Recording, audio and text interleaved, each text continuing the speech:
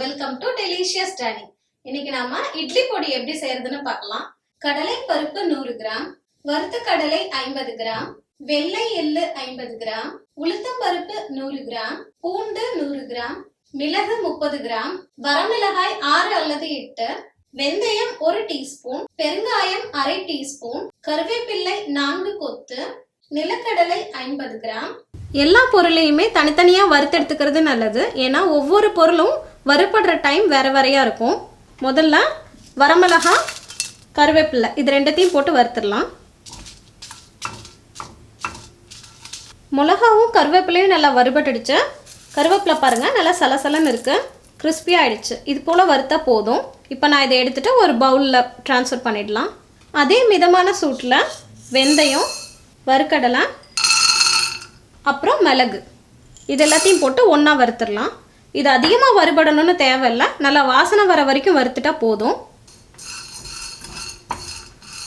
வெந்தயத்தோட வாசனை நல்லா வருது.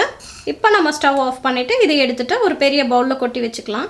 கடலைப்பருப்பை சேர்த்து வறுத்துக்கலாம். கடலைப்பருப்பு நல்லா பொன்னிறமாக மாறுற வரைக்கும் வறுக்கணும். கடலைப்பருப்பு நல்லா வறுபட்டு இருக்கு, நல்லா வாசனை வருது. அது மட்டும் இல்லாமல் நல்லா கோல்டன் கலரில் சேஞ்ச் ஆகிடுச்சு. உளுந்து போட்டு வறுத்துக்கலாம். இந்த உளுந்தும் நல்லா வாசனை வர வரைக்கும், நல்லா கோல்டன் ப்ரௌனாக சேஞ்ச் ஆகிற வரைக்கும் நம்ம வறுக்கணும். உளுந்து நல்லா பொன்னிறமாக வறுபட்டுடுச்சு. இப்போ கடலைப்பருப்பும் எள்ளும் போட்டு வறுத்துக்கலாம்.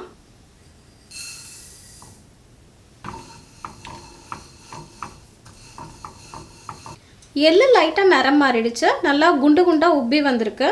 இது வரைக்கும் வறுபட்டால் போதும். கடைசியாக பூண்டு சேர்த்து வறுத்துடலாம். பூண்டு, உளுத்தம் பருப்பு, அப்புறமா கடலைப்பருப்பு வறுபடுறதுக்கு தான் கொஞ்சம் லேட் ஆகும். மற்றதெல்லாம் சீக்கிரமாக வறுபட்டுடும். பூண்டை இது போல் தோல் உளிக்காமல் தோலோடையே வறுத்துக்கோங்க.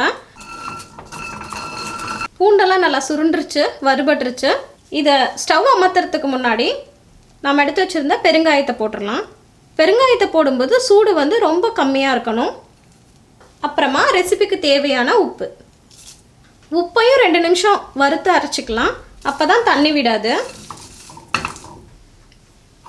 வறுத்த இந்த பூண்டையும் இந்த பெரிய பவுல் கூடயே சேர்த்துடலாம். வறுத்த எல்லா பொருளையுமே ஒரு பெரிய பாத்திரத்தில் மாற்றிட்டு ஆற விட்டுறணும். அது வேர்க்காதபடிக்கு ஆறணும். அப்படி இல்லைன்னா கீழே ஒரு பேப்பரை விரிச்சிட்டு இதை வந்து உலர வைக்கலாம். வறுத்து வச்ச எல்லா பொருளுமே ரொம்ப நல்லா ஆறிடுச்சு. ஆறுறதுக்கு முன்னாடி மிக்சியில் போட்டு அடிக்க வேண்டாம், ஏன்னா இட்லி பொடியோட மனமும் மாறிடும். கொஞ்ச நாள் தான் தாங்கும், அப்புறம் பார்த்தா வண்டு விழுந்துடும்.